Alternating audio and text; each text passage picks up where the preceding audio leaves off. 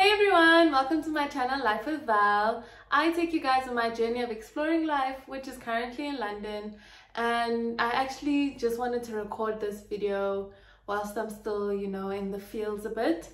So actually just to jump straight in. I think what I've not been ready for this year or during this experience is how the question or how you feel during as the I don't even know where to begin. Depending on the day, you have a different way you feel about your experience here in London. And lately the feelings that I've been feeling is, very honestly, I hate it here, I want to go home. And obviously that changes, right? In the season that you're in. I think there was a time where I made the video about things making sense, and I'm not saying that's not true anymore, but I think currently I'm in a space where I'm questioning a lot of things that I'm experiencing. Some of the things that they don't tell you about living in London is how you actually tend to live paycheck to paycheck. You're not in a space where you can save this huge amount of money in relation to the salary that you're getting, which when you translate it back to rand, it's like, oh my gosh, I'm so rich. But when you look at just cost of living, it's like, what's happening. And why I'm touching on this is because some of the recurring feelings are that, you're here, you're fighting to survive, and I think fighting to survive or being in that survival mode all the time takes its toll on you. And I'm coming out of a busy season at work, so reduced sleep, more work pressures, you're not in your best, you're not your best self, you're not rested, you're not 100%. So naturally those things become, or those feelings become compounded, where it's hey, but then what am I actually doing here? Why am I here? What is the purpose in all of this?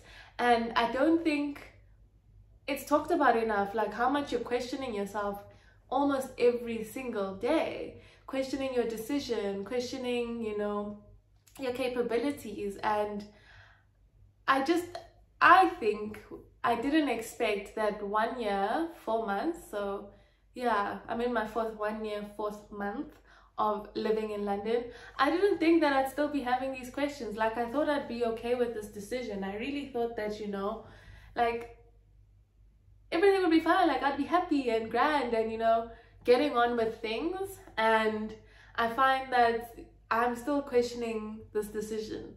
I'm really considering going back home. In one of my videos I mentioned that being in London was a 2-year thing. I thought it would be a 2-year thing, and I think because it's now approaching 2 years, I mean it's still a bit far, but we're moving along towards that 2-year mark. The question just keeps becoming more prominent. It's always not even at the back of my mind, it's now in the front. Okay, I'm choosing this, I'm choosing to live like this, I'm choosing to have this experience. And I've really been finding it challenging, and I guess I wanted to let you guys know what's up, because I do want to tell the truth about my experience, be authentic in the experience. And when I woke up this morning, I literally, guys, I wanted to book a flight to just go home, because I feel when I'm at home, and I think I might have also spoken about this, but being home, I felt safe, secure, at peace, I can breathe, you can just, and then you come here and it's okay, Val, let's go. And there's days where, guys, I can't be fighting,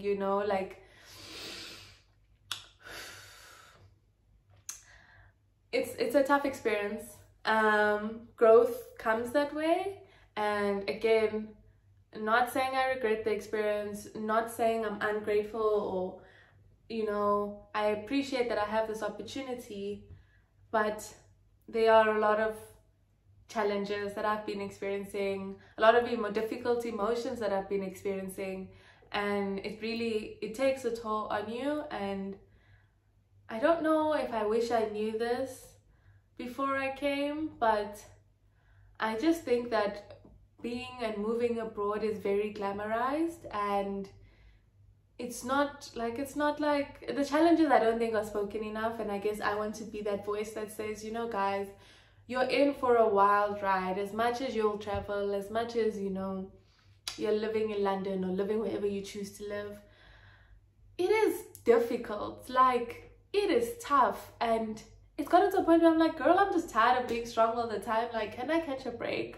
And I also do want to mention here that I know that life, and as we get older, you have difficulties, right? So let's say if we have like a graph, there are the normal life difficulties that you are going to have, right? But when you relocate, when you're in a foreign country, when you are in the survival mode, like, you're already here, but then life's own, you know, things just feel 10 times worse. That's the only way I can explain it. It's like, one thing I will share is I've had quite a few medical issues. I've had to deal with the NHS. Things have been taking really long. It's been a very stressful time. It's again affecting my mental health, just how, like, I have a lot of anxiety. What are the results gonna say? Is there a diagnosis? What am I going to do? Am I going to be more sick? There's so much uncertainty, right? That takes such a toll on you. But if I say that's a life circumstance, right? That's just something that was always going to happen. If I had to deal with this at home, because we're dealing with it here, the situation would be so much different. Like, I started feeling sick or getting sick in July. That was like the peak of my sickness, and I went to the doctor. That's when all the tests started coming up. I had my first procedure in like November. I finally met a doctor in December who told me some stuff, did another test. Then in Feb they called me and they say, we need you to do 2 more procedures, and then the procedures are only in April, and then the subsequent doctor's appointment is again in June, July. So it's taken me 12 months to kind of see what's happening with my health, whereas I know if I was at home this would not be the case. And that's just an example of how the life circumstance can be the same, but it would have been a different experience, and I can say that with like certainty. And please don't come for me and say go do medical aid, you know, private medical aid, because medical aid here is not the same as how it is back in South Africa. Apparently I might not even be covered because of the diabetes. There's like a whole lot of caveats. And also money, which is a finite resource. So the point of what I'm saying is I've been having a tough time. I really was like so close to being like, okay, it's April, I must just book a flight for tomorrow. I would be so happy if I could go home, but I also know that I don't know if I could get back on the plane to come back here. And it's quite sad to have these feelings when you make a decision to uproot your life, start over again in a new city, because it just seems like the experience is not what you thought it was. And I don't know if that's an informational point of view, or maybe just being excited and maybe not looking at all the factors. But I know I did my research before I came here. Everyone told me like, no, this is the right decision, you know, it's a great opportunity. And I've now answered the what if, but what a wow. Again, this is mostly just to be transparent with you guys. It's challenging. I didn't actually buy the plane ticket, but you know, the idea of moving home, being home, is just, it sounds nice, even with like the load shedding and even with all the problems that South Africa comes with. And it might be a situation of the grass is greener. Like maybe there'll be a day where I'm making a YouTube video about, Val, I was being dramatic, guys, move abroad, you know. But this is, I guess, just genuinely how I feel right now. And I know that things are going to be okay. I know that there's a plan. I think what happens in, you know, sometimes in these difficult times, you forget these things. You forget that there's a bigger plan for you. You forget that why you're here. Just because you can't tangibly see the why and why you're here doesn't mean that you're not supposed to be here. You can see my hair is actually coming out. It's fine, let's just do this.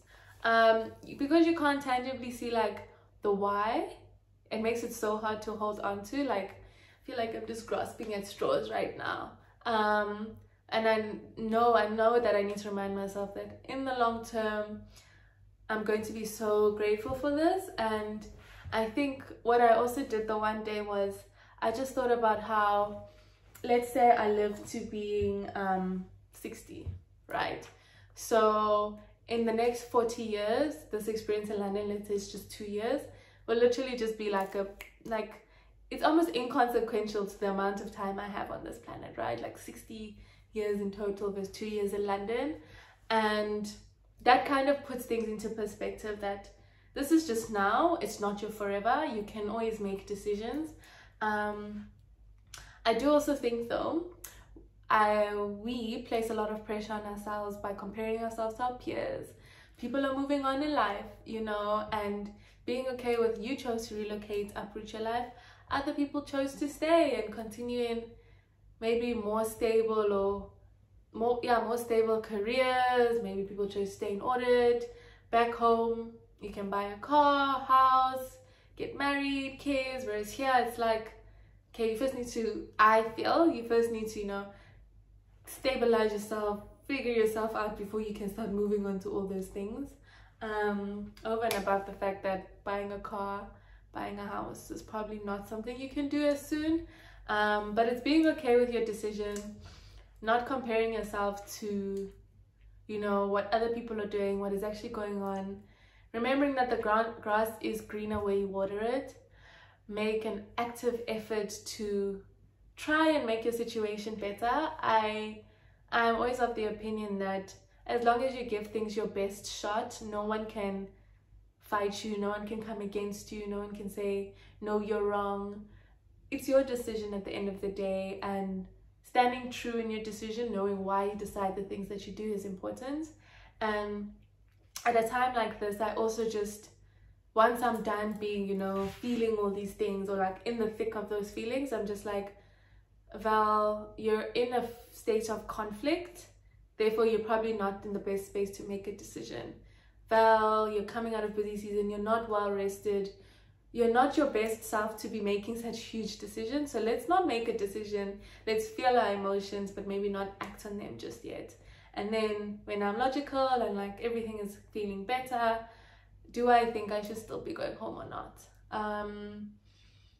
Yeah, those are some things that I guess are getting me through it. Prayer is also getting me through it, because I still see that the Lord is saying, well, stay, I have a plan for you, I'm giving you opportunities. And it adds to the conflict, because I'm like, Lord, why are you doing this to me? Because I see what you're doing, but I want to be there, not here, but you are saying here. But I know that it's going to be okay.